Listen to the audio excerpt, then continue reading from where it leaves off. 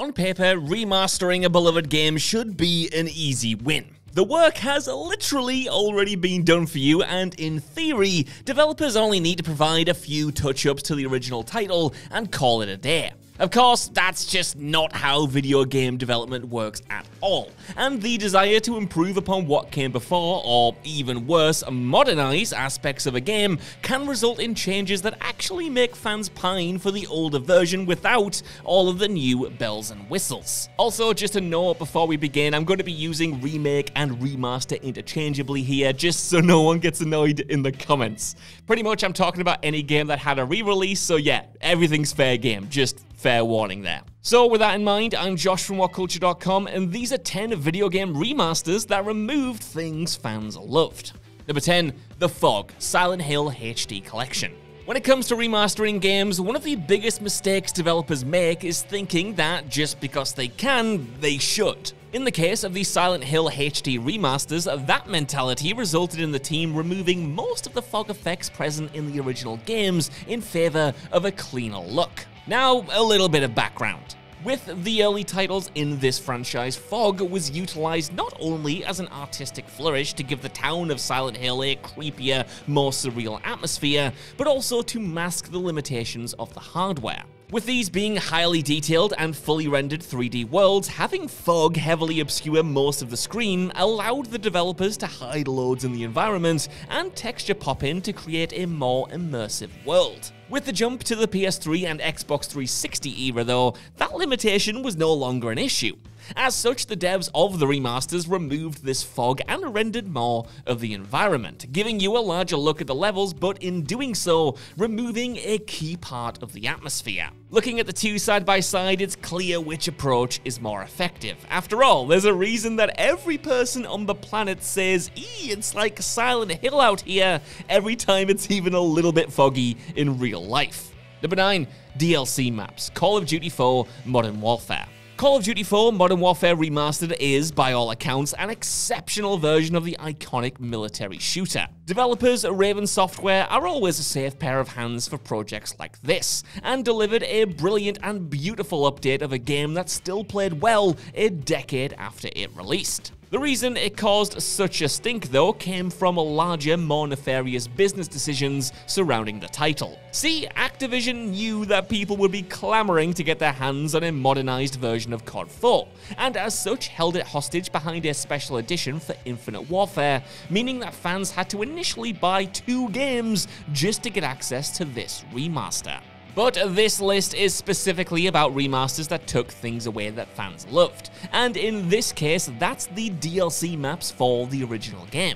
See, COD 4 received a 1 map pack at launch, and with this being a remaster, it was assumed that those post-launch areas would also be included in the main package. After all, that's been the standard practice with remasters since, well, forever. Imagine BioWare remastering Mass Effect but still selling the DLC separately, or the same with Skyrim. You just wouldn't be able to fathom it, would you? Well, Activision being Activision, they kept the map pack as a separate purchase and actually set its price higher than what the expansion retailed for originally. What an insult. Number 8, The Good Jokes, CONKER Live and Reloaded. CONKER's Bad Fur Day is one of the most iconic and infamous releases for the Nintendo 64. Arriving on the family-friendly system with a bang, this edgy platformer made a name for itself by being absolutely bursting with adult humor, violence, and sexual innuendo. Though it looked like another cuddly mascot game for the system, a parent buying this for their kid would be as much of a mistake as accidentally picking up Seth Rogen's Sausage Party and expecting some good, clean fun. So, when the developer of the game, Rare, was purchased by Microsoft, fans were absolutely buzzing that the title would be remastered for the then new Xbox.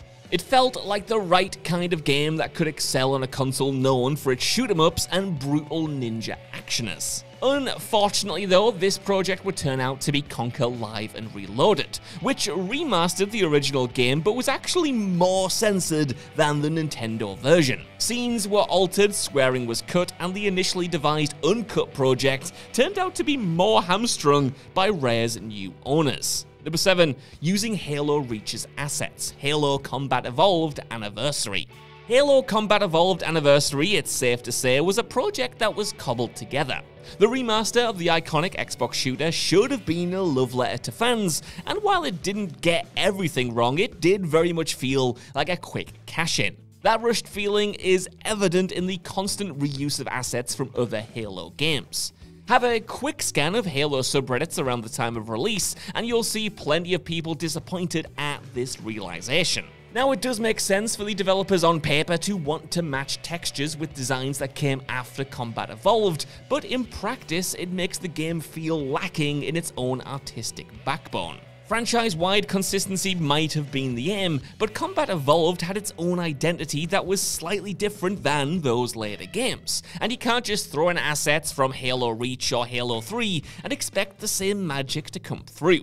It's not the end of the world, but it results in things feeling that little bit off, and Combat Evolved feeling that bit more generic. Number 6, skateboarding physics, Tony Hawk's Pro Skater HD.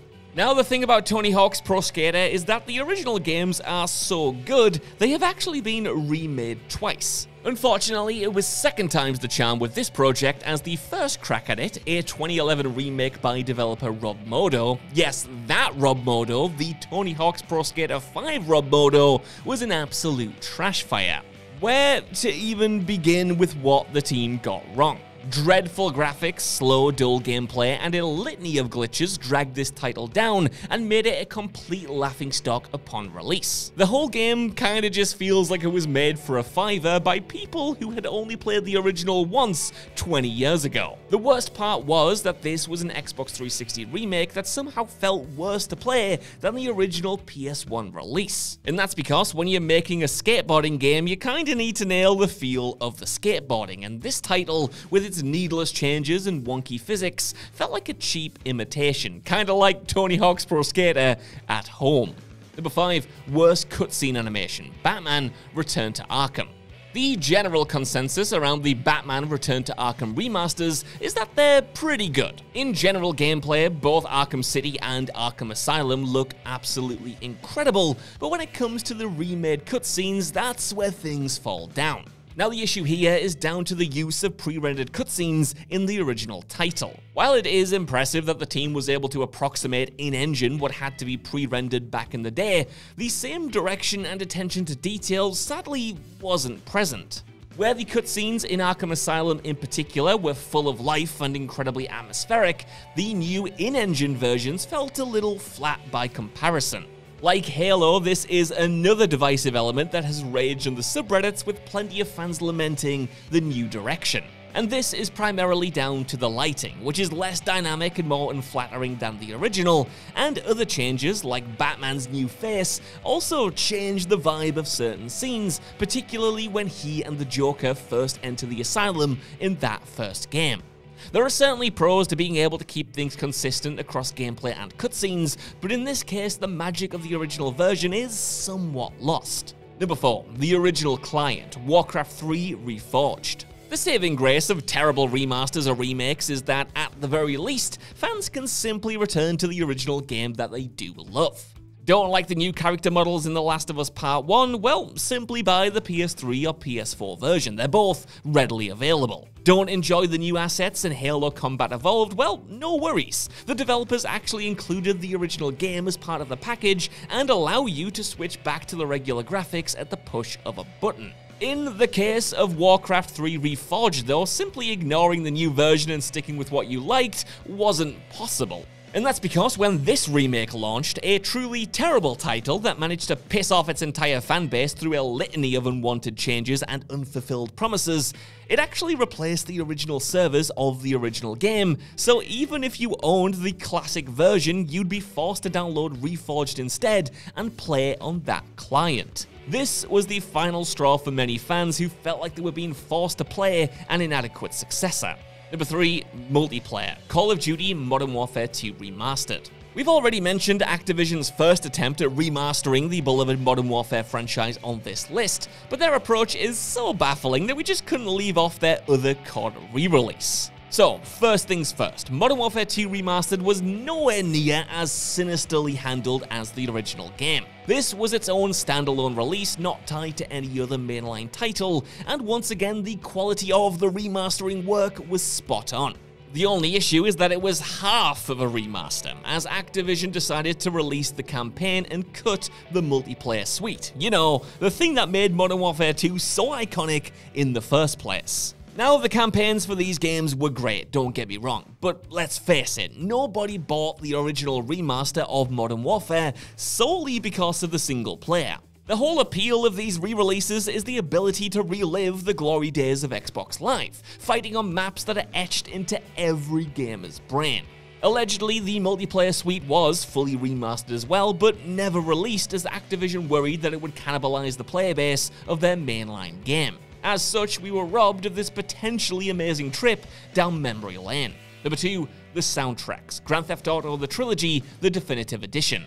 Now, GTA's Definitive Edition certainly committed bigger crimes than removing some songs from the soundtrack. Hell, we've covered extensively the litany of bugs, changes, and mistakes present throughout these 3 poorly optimized titles, but in terms of things that were actively removed from the previous editions, the soundtrack songs shouldn't be overlooked. Licensed music is always a nightmare in video games, so it's probably no surprise that it was tough for Rockstar to get everything locked down for this project. But this is Rockstar. If any company could rally the resources and figure a deal out, it's them. These are some of the most beloved games of all time, repackaged for a new audience and given the title of Definitive Edition, and there's nothing definitive about a version that demonstrably has less content. Again, this might seem minor to an outsider, but it's not.